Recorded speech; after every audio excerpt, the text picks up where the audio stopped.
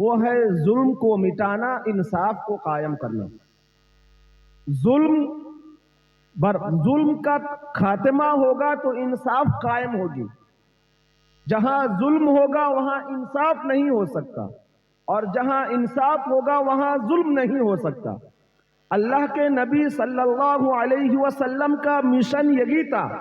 کہ لوگوں کے ذہنوں سے ظلم کو ختم کیا جائے۔ جو ظالم دنیا میں ظلم کرتے ہیں، جو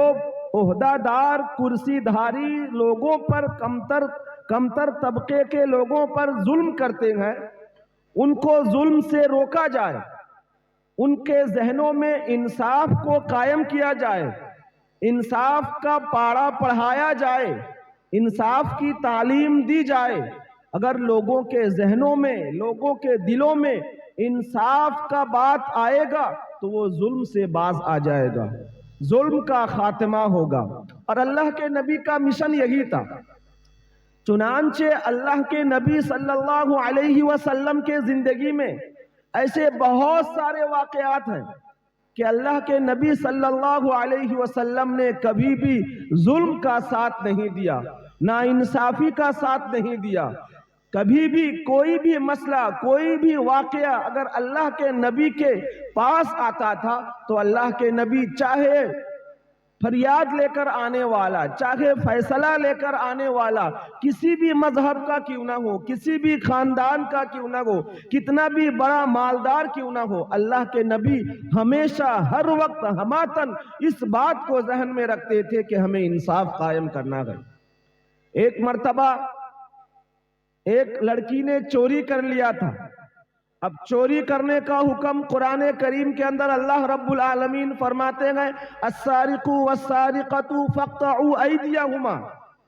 کہ چوری کرنے والا چاہے لڑکا ہو یا لڑکی ہو، تو اسلامی قانون یہ ہے، قرآن کا حکم یہ ہے، شریعت کا قانون یہ ہے کہ چوری کرنے والا چاہے لڑکا ہو یا لڑکی ہو اس کا ہاتھ کاٹ دیا جائے۔ تو ایک لڑکی جس کا نام تھا فاطمہ بنت مخزومہ، اس نے چوری کیا تھا، اس سے چوری ہو گئی تھی، اس نے چوری کر لی تھی۔ اب یہ فاطمہ بنت مخزومہ بہت بڑے اونچے خاندان کی تھی، بڑے مالدار گھرانے کی تھی۔ اب اس نے چوری کر لی تو اللہ کے نبی سرکار دو عالم صلی اللہ علیہ وسلم کے پاس ان کا فیصلہ آیا، ان کو لے کر آیا، آ کر کہنے لگے کہ یہ فاطمہ بنت مخزومہ جو فلانا اونچی خاندان کی ہے، بڑے مالدار گھرانے کی ہے، اس نے چوری کی ہے، اب اس کا فیصلہ کیجئے۔ تو اللہ کے نبی صلی اللہ علیہ وسلم نے قرآنی قانون کے مطابق، شریعت کے احکام کے مطابق، چوری کرنے والا چاہے لڑکا ہو یا لڑکی ہو اس کا ہاتھ کاٹ دینا چاہیے۔ تو اللہ کے نبی نے شریعت کے مطابق فیصلہ سنایا کہ اس کا ہاتھ کاٹ دیا جائے۔ تو اب اس کے خاندان والوں نے، اس کے گھر والوں نے، چونکہ ان لوگوں کا کافی رسوخ تھا، ان لوگوں کی مالداری تھی، ان لوگوں کے پاس پیسہ تھا، وہ لوگ اونچے خاندان کے تھے، تو وہ لوگ کہہ رہے ہیں کہ یا رسول اللہ، یا حبیب اللہ، ہم اونچے خاندان کے لوگ ہیں، ہم مالدار گھرانے کے لوگ ہیں، ہماری گھر کی بیٹی ہے، انہوں نے چوری کر لی ہے، تو آپ کچھ رعایت کر دیجئے، آپ کچھ اس میں نرمی برتیے۔ تو اللہ کے نبی صلی اللہ علیہ وسلم نے جو اس وقت الفاظ کہے تھے وہ الفاظ سننے کے گئے، اور سنہرے الفاظ میں لکھنے کے گئے کہ اللہ کے نبی صلی اللہ علیہ وسلم نے اس وقت فرمایا تھا کہ آج فاطمہ بنت مخزومہ کی جگہ فاطمہ بنت محمد جو میری لخت جگر ہے، میری بیٹی ہے، جس سے میں بے انتہا محبت کرتا ہوں، دنیا میں ایسا کون نہیں ہے جو باپ اپنی بیٹی سے محبت نہ کرتا ہو۔ ہر باپ کو اس کی بیٹی بہت عزیز ہوتی ہے، ہر باپ کے پاس اس کی بیٹی گڑیا ہوتی ہے، رانی ہوتی ہے۔ لیکن اللہ کے نبی صلی اللہ علیہ وسلم نے جو اس وقت فرمایا تھا کہ آج فاطمہ بنت مخزومہ کی جگہ اگر فاطمہ بنت محمد ہوتی، جو محمد کی لخت جگر ہے، محمد کی چہیتی ہے، محمد کی بیٹی ہے، تو محمد کی بیٹی فاطمہ بنت محمد بھی اگر چوری کر لی ہوتی تو میں محمد اللہ کا نبی، میں محمد اللہ کا رسول، میرا فیصلہ فاطمہ بنت مخزومہ کے بارے میں جو ہے، میری بیٹی فاطمہ بنت محمد کے بارے میں بھی میرا فیصلہ وہی ہوتا۔ اللہ کے نبی نے یہ نہیں دیکھا کہ چوری کرنے والا کس خاندان کے قبیل سے ہے، چوری کرنے والا کتنا پاورفل ہے، چوری کرنے والی کتنی مالدار گھرانے کی ہے۔ اللہ کے نبی نے یہ دیکھا کہ چوری کرنے کا جو حکم اللہ رب العالمین قرآن کریم کے اندر فرمایا ہے، شریعت کا جو حکم ہے، وہ حکم وہ قرآنی قانون کو، اس قرآنی قانون سے محمد ایک قدم پیچھے نہیں ہٹے گا، چاہے چوری کرنے والا کوئی بھی ہو، چاہے کوئی چوری کرنے والا کتنا بڑا مالدار کیوں نہ ہو جائے، چاہے چوری کرنے والا کتنی اونچی گھرانے کی کیوں نہ ہو جائے، شریعت کا حکم جو ہے وہ حکم برقرار رہے گا۔ یہ ہے انصاف۔ آج کے زمانے میں اگر میں بڑا مالدار آدمی ہوں، میرا خاندان بہت بڑا ہے، میں اونچے گھرانے سے تعلق رکھتا ہوں، میں گاؤں کا مکھیا ہوں، میں کرسی داری ہوں، میرے پاس پولیٹیکل پاور ہے، اگر میرا اولاد کوئی جرم کر لے تو میں اپنی اولاد کے بارے میں نرمی برتتا ہوں، یہ انصاف نہیں ہے۔ انصاف کا ترازو یہ ہے کہ چاہے جرم کرنے والا کوئی ہو، چاہے جرم کرنے والا کسی علاقے کا مکھیا کیوں نہ ہو، چاہے جرم کرنے والا، گناہ کرنے والا کسی صوبہ کا مکھی منتری کیوں نہ ہو، چاہے جرم کرنے والا کسی ملک کا پرائم منسٹر کیوں نہ ہو، جرم کرنے کی جو سزا ہے اس کو سزا دینی ہی پڑے گی، اور یہی انصاف کا تقاضا ہے۔ انصاف کہتا ہے کہ جرم کرنے والا کس خاندان سے ہے، کس قبیلے سے ہے، کتنا بڑا مالدار ہے، کتنا رسوخ ہے، کتنا پاور ہے، یہ مت دیکھیے، جرم جرم ہوتا ہے، اور انصاف کا تقاضا ہے کہ جرم کی سزا دی جائے۔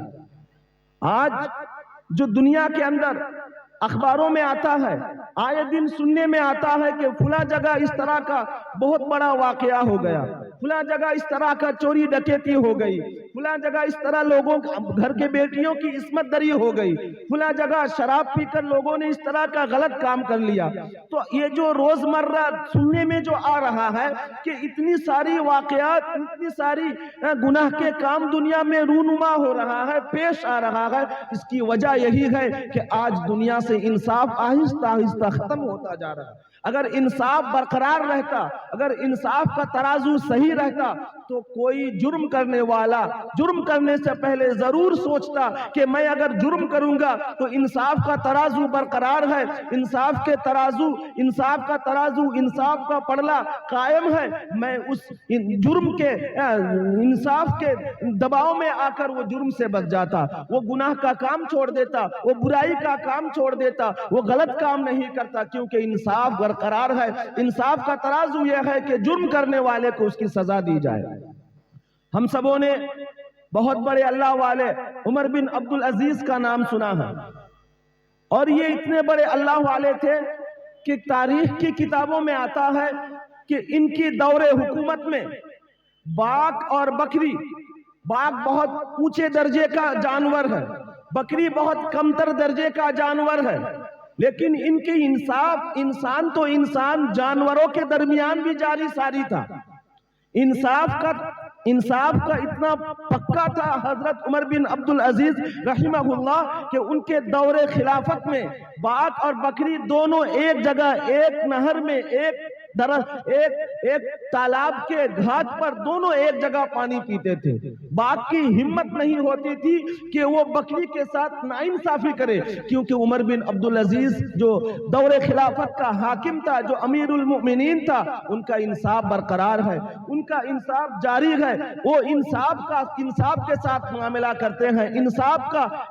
کا برتاؤ کرتے ہیں، جس کی بنا پر انسان تو انسان، جانور بھی ان کے دور خلافت میں جرم کرنے سے سوچتا تھا۔ لیکن آج کے زمانے میں جانور کی بات تو چھوڑیے، ہم انسان جو اشرف المخلوقات ہیں، ہم انسان جو آخری نبی کے امتی ہیں، ہم انسان جو مسلمان ہیں، ہم انسان جو قرآنی قانون کے ماننے والے ہیں، ہم انسان جو آخری نبی محمد عربی صلی اللہ علیہ وسلم کے طرز زندگی کو اپنا آئیڈیل مانتے ہیں، اپنا طریقہ کار مانتے ہیں، اس کے باوجود اتنے ساری چیزوں کے باوجود بھی ہم انسان ظلم پہ ظلم کیے جا رہے ہیں، ہم ناانصافی پہ ناانصافی کیے جا رہے ہیں، ہمارے دلوں سے ظلم کا ڈر، ناانصافی کا خوف ختم ہو گیا، جس کی بنا پر ہم جرم پہ جرم کیے جا رہے ہیں۔ اللہ کے نبی صلی اللہ علیہ وسلم نے دنیا میں آئے تھے اسی بات پر کہ سب سے پہلے ظلم کا قلع کما کیا جائے، سب سے پہلے ناانصافی کو اٹھایا جائے، سب سے پہلے انصاف کو قائم کیا جائے۔ ہر کوئی برابر ہوتا ہے، مالدار ہو، غریب ہو، فقیر ہو، مسکین ہو، یہ اللہ کے سب بندے ہیں، سب کے ساتھ ایک ہی حکم کا برتاؤ کیا جائے، سب کے ساتھ ایک ہی کیٹیگری کا برتاؤ کیا جائے۔ لیکن آج کے زمانے کے لوگ اگر کسی مالدار گھرانے کا لڑکا کوئی گناہ کر لیتا ہے، اگر کسی پولیٹیشن کا کوئی لڑکا گناہ کر لیتا ہے، اگر کسی جج کا لڑکا کوئی گناہ کر لیتا ہے تو اس کے بارے میں سوال کرنے والا کوئی نہیں ہوتا۔ اگر کوئی غریب وہی جرم کر لے، اگر کوئی کمزور طبقے کے لوگ وہی جرم کر لے تو اس کے بارے میں بہت سی کٹگھڑے بنائی جاتی ہے، اس کے بارے میں انصاف قائم کرنے کے بارے میں سوچتے ہیں، اس کے بارے میں ہر طرح کا بچار سالس لگتا ہے۔ یہ کیا چیز ہے؟ یہ تعلیم اسلامی تعلیم نہیں ہے، یہ تعلیم قرآنی تعلیم نہیں ہے۔ قرآن کا تعلیم تو یہ ہے، اسلامی تعلیم یہ ہے، شریعت کا قانون یہ ہے کہ ہر ایک کے ساتھ ایک جیسا سلوک کیا جائے۔ ہر جرم کرنے والا جرم مجرم ہوتا ہے، ہر مجرم کو کٹگھڑے میں کھڑا کرنا ہی پڑے گا، ہر مجرم گنہگار ہوتا ہے، اس کا جو سزا ہے اس کے سزا کو اس کو دینا چاہیے، چاہے وہ کتنا بڑا پولیٹیشن کا لڑکا کیوں نہ ہو جائے، چاہے وہ کتنے مالدار گھر کا لڑکا کیوں نہ ہو جائے، چاہے وہ کتنا بڑا خاندان کا لڑکا کیوں نہ ہو جائے، جرم ہوتا ہے، جرم کا بدلہ ضرور دینا چاہیے۔ اللہ کے نبی صلی اللہ علیہ وسلم ایک مرتبہ مسجد نبوی صلی اللہ علیہ وسلم کے اندر جا رہے تھے، تشریف رکھ رہے تھے، اور کچھ صحابہ وہاں بیٹھ کر آپس میں مذاکرہ کر رہے تھے۔ تو اللہ کے نبی صلی اللہ علیہ وسلم اپنے ہاتھ میں عصا رکھا ہوا تھا، لاٹھی رکھا ہوا تھا، اور یہ عصا رکھنا انبیاؤں کا سنت ہے، ہر انبیاء اپنے ہاتھوں میں عصا رکھا کرتے تھے، لاٹھی رکھا کرتے تھے۔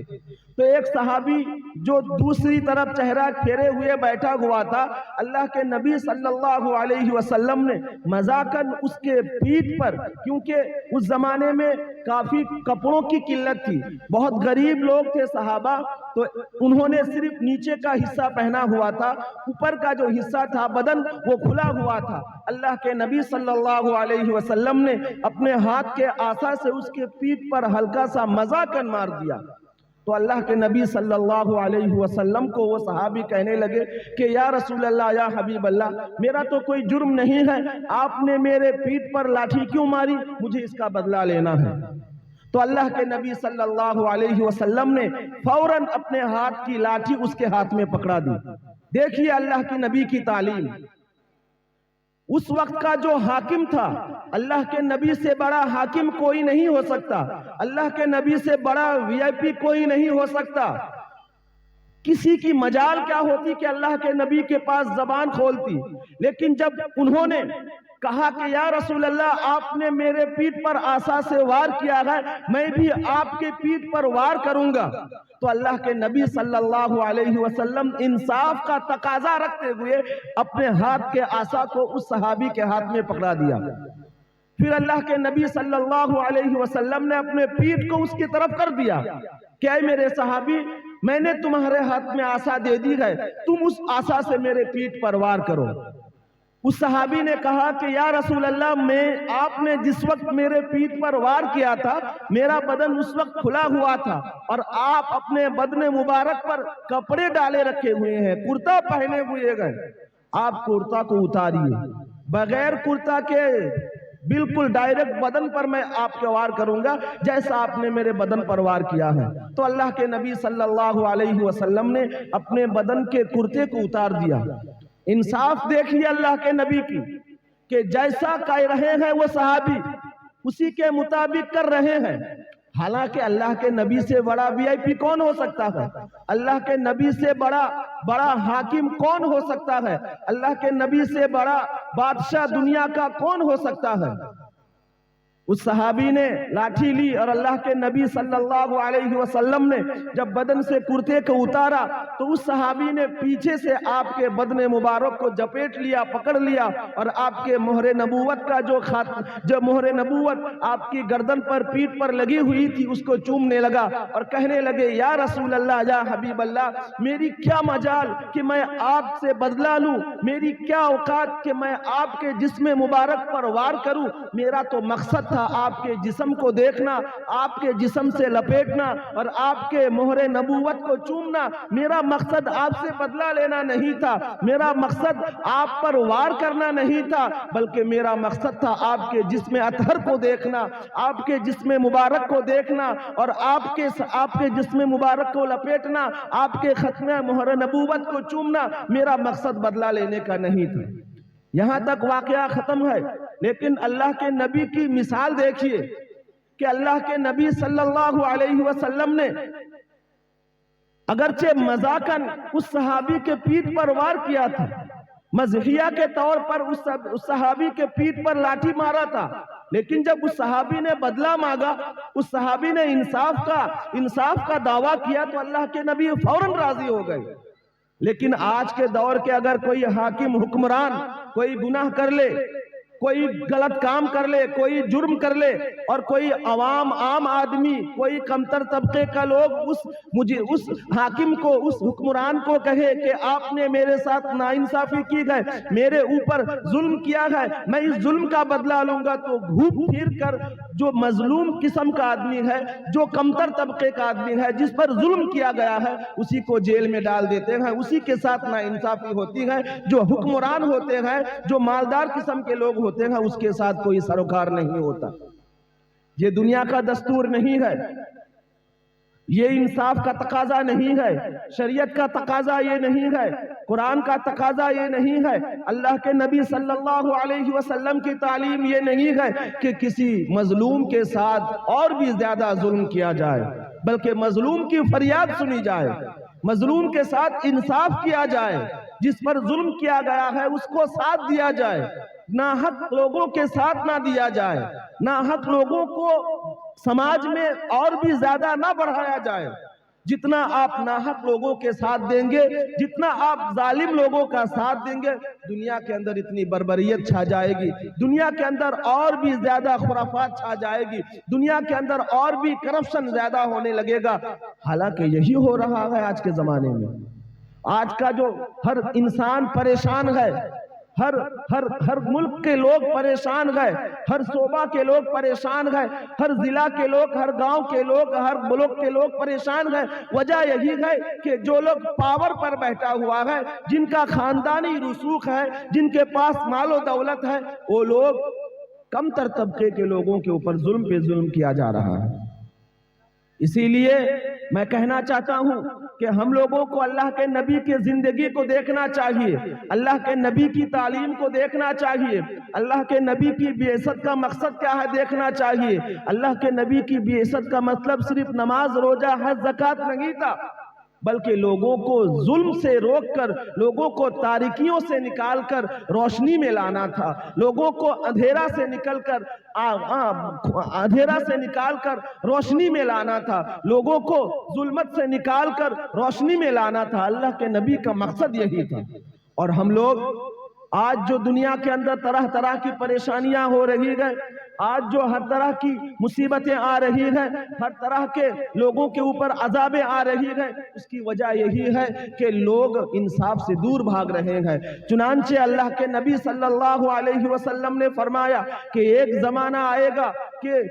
سمجھ لینا کہ قیامت بالکل قریب ہے، اور وہ زمانہ یہ ہے کہ اس زمانے میں لوگ ان پڑھ جاہل لوگوں کو کرسی میں بٹھائیں گے، ظلم کی زیادتی ہو جائے گی، انصاف کا ترازو بالکل ختم ہو جائے گا، انصاف کے ساتھ معاملہ کرنے والا دنیا میں ملنا مشکل ہو جائے گا، تو تم سمجھ لینا کہ قیامت بہت قریب ہے اور وہ زمانہ آ گیا ہے، آ رہا ہے، چل رہا ہے کہ ہو سکتا ہے کہ کسی بھی وقت ان تمام ظالموں کی بنا پر، ان ناانصافیوں کی وجہ سے، ان بربریت کی بنا پر اللہ رب العالمین کی ہر طرح کی عذابیں ہمارے اوپر آ رہی ہیں۔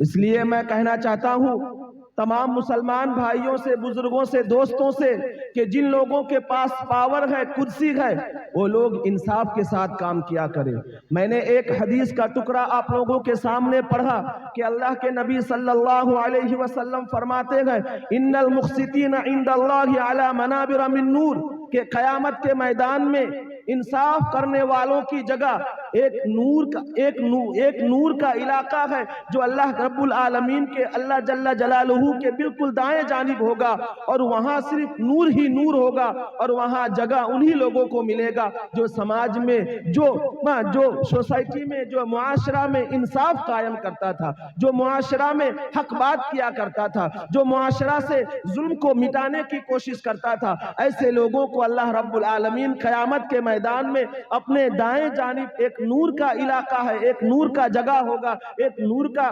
کوٹھری ہوگا، اس نور کی کوٹھری میں اللہ رب العالمین صرف اور صرف انصاف کرنے والوں کو جگہ دیں گے۔ دوسری جگہ اللہ کے نبی صلی اللہ علیہ وسلم فرماتے ہیں کہ کل قیامت کے میدان میں جہاں سر کے ایک گز اوپر سورج ہوگا، سورج کی گرمی کی تپش کی بنا پر لوگوں کے دماغ جو ہے وہ چولہے میں جس طرح چاول پکاتے وقت ہانڈیاں پھوٹتی ہے، اس طرح ان کا مغز پھوٹے گا، اتنی گرمی ہوگی، اتنی تپش ہوگی، لیکن اس وقت اللہ کے عرش کے سائے میں کچھ لوگوں کو جگہ ملے گی، جگہ نصیب ہوگا۔ ان میں ایک قسم کا لوگ وہ بھی ہے جو انصاف کے ساتھ حکمرانی کرتا تھا، جو انصاف کے ساتھ گاؤں چلایا کرتا تھا، جو انصاف کے ساتھ اپنا علاقہ کو چلایا کرتا تھا، جو انصاف قائم کرنے کے بارے میں سوچتا تھا۔ اللہ رب العالمین عرش کے سائے میں ان لوگوں کو قیامت کے میدان میں جگہ نصیب فرمائے گا، صرف اور صرف انصاف کا معاملہ کرنے کی وجہ سے، انصاف کا برتاؤ کرنے کی وجہ سے۔ تو سوچئے آج جو لوگ ظلم کر رہے ہیں، جو لوگ انصاف کا ساتھ نہیں دے رہے ہیں، جو لوگ انصاف کو ختم کرنے کے بارے میں سوچ رہے ہیں، ظلم پہ ظلم کر رہے ہیں، آپ لوگوں کی جگہ کہاں ہو سکتی ہے؟ اگر آپ انصاف کا معاملہ کرو گے، اگر آپ عدل کا معاملہ کرو گے، اگر آپ کمزور طبقے کے لوگوں کے ساتھ دو گے، ناحق لوگوں کا ساتھ نہیں دو گے، ظالموں کا ساتھ نہیں دو گے، مظلوموں کو انصاف دلانے کے بارے میں محنت و مشقت کرو گے، تو اللہ رب العالمین کل قیامت کے میدان میں، حشر کے میدان میں، جہاں کوئی سایہ نہیں ہوگا، جہاں کوئی چھاؤں نہیں ہوگا، اللہ رب العالمین اپنے عرش کے سائے میں ان انصاف کرنے والوں کو، انصاف کرنے والے حکمرانوں کو جگہ دیں گے، انصاف کرنے والے حکمرانوں کو روشنی کے گھر میں رکھیں گے۔ اللہ رب العالمین اپنے دائیں جانب ان لوگوں کو روشنی کے گھروں میں رکھے گا، صرف اور صرف انصاف قائم کرنے کی بنا پر، انصاف کا معاملہ کرنے کی بنا پر۔ اسی لیے جو لوگ آج ظلم کر رہے ہیں، اللہ سے خوف کھائیے، اللہ سے ڈریے، اللہ کے عذاب سے خوف کھائیے۔ ہم لوگ آج اتنے ظلم کر رہے ہیں، ہم صبح سے شام تک اپنے گھر والوں سے ظلم کر رہے ہیں، مظلوم لوگوں پر ظلم کر رہے ہیں، کمتر طبقے کے لوگوں کے ساتھ ناانصافیاں کر رہے ہیں۔ اتنا ظلم کریں گے تو اللہ رب العالمین ہم لوگوں کو نہیں چھوڑے گا۔ ہم لوگوں کو اللہ رب العالمین ظلم کر رہے ہیں اور ہم یہ سمجھ رہے ہیں اللہ رب العالمین تو ہمارے ساتھ کوئی برا برتاؤ نہیں کر رہا، ہم تو پھر بھی ظلم کرنے کے باوجود اچھے کھا رہے ہیں، اچھے پی رہے ہیں۔ اللہ رب العالمین اگر ہماری ظلم کی بنا پر ہم سے ناراض ہوتا تو اللہ رب العالمین ہمیں عذاب میں ڈال دیتا، ہمیں پریشانی میں ڈال دیتا، لیکن ہم ظلم کر رہے ہیں، اس کے باوجود ہم موج مستی کر رہے ہیں۔ تو قرآن کریم کے اندر اللہ رب العالمین نے فرمایا فَلَا تَحْسَبَنَّ اللَّهَ غَافِلًا عَمَّا يَعْمَلُ الظَّالِمُونَ، کہ اے ظالموں تم یہ مت سمجھو کہ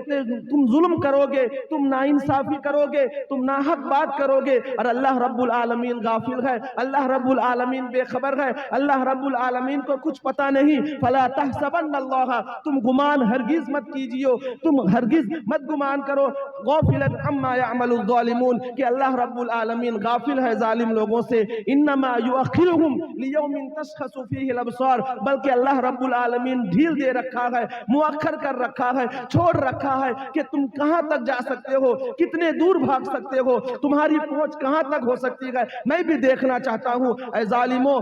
تم سمجھ جاؤ، انما یؤخرهم لیوم تشخص فیہ الابصار، میں اس دن تک تم لوگوں کو ڈھیل دے رکھوں گا جس دن تمہاری نگاہیں پھٹی کی پھٹی رہ جائے گی، تم سوچ بھی نہیں سکتے ہو کہ اللہ رب العالمین تمہارے ساتھ کیا معاملہ کر سکتا ہے، اللہ رب العالمین تمہارے ساتھ کیا برتاؤ کر سکتا ہے، تم ظلم کرو گے اور اللہ رب العالمین تم لوگوں کو چھوڑ دے گا۔ اللہ رب العالمین غافل نہیں ہے، بے خبر نہیں ہے، اللہ رب العالمین کے پاس ہر چیز کا خبر ہے۔ ان اللہ علیم بذات الصدور ان اللہ سمیع بصیر، اللہ رب العالمین ہر چیز کے بارے میں واقفیت رکھتا ہے، علیم بذات الصدور بھی ہے، سمیع بصیر بھی ہے، دیکھ بھی رہا ہے، سن بھی رہا ہے۔ اے ظالموں تمہاری ہر ظلم کا حساب اللہ رب العالمین لے گا۔ لمن الملک اليوم للہ الواحد القہار، جس دن حشر کا میدان قائم ہوگا جہاں اللہ رب العالمین سے بڑا حکمران کوئی نہیں ہوگا، اللہ رب العالمین سے بڑا حاکم کئین کوئی نہیں ہوگا، اس دن اللہ رب العالمین زبردست طریقے سے تمہارا ظلم کا خبر لے گا، زبردست طریقے سے تمہارا زندگی کے ہر چیز کا حساب لے گا۔ اسی لیے ظالم لوگوں، اے ظالموں تم سمجھ جاؤ، اللہ کے ہو جاؤ، اللہ کے ساتھ اللہ کے بندوں کے ساتھ انصاف کے ساتھ کام کرو، اللہ کے نبی کے طرز زندگی کو اپناؤ، عدل و انصاف کے ساتھ کام کیا کرو، ظالموں کا ساتھ مت دیا کرو، مظلوموں کو مدد کرنے کے بارے میں سوچو، مظلوموں کو کس طرح انصاف ملنا چاہیے اس کے بارے میں سوچو، ظلم سے بچ جاؤ۔ ظلم بہت خراب چیز ہے، ظلم دنیا کے معاشرہ کو، سوسائٹی کو خراب کی طرف لے جاتی ہے، ظلم سوسائٹی کو برباد کر سکتی ہے، ظلم انسان کے زندگی میں آ جائے گا تو وہ انسان دنیا میں بھی خوش نہیں رہے گا، آخرت میں بھی خوش نہیں رہے گا۔ اسی لیے میری درخواست ہے ان تمام لوگوں سے کہ جو لوگ ظلم کر رہے ہیں، جو لوگ ناانصافی کر رہے ہیں، کمزور طبقے کے لوگوں کے ساتھ برا برتاؤ کر رہے ہیں، ان سے میری درخواست ہے کہ اللہ کے واسطے اللہ سے ڈرو، اللہ سے خوف کھاؤ، اللہ رب العالمین ہر چیز کو جانتا ہے، ہر چیز کے بارے میں خبر رکھتا ہے، اللہ رب العالمین تمہاری پل پل کی خبر لے گا، تمہارے ہر ظلم کا حساب اللہ رب العالمین کو دینا پڑے گا۔ اللہ رب العالمین سے دعا ہے کہ اللہ تعالی ہم تماموں کو ظلم سے بچنے کی اور انصاف قائم کرنے کی توفیق عنایت فرمائے۔ وآخر دعوانا ان الحمدللہ رب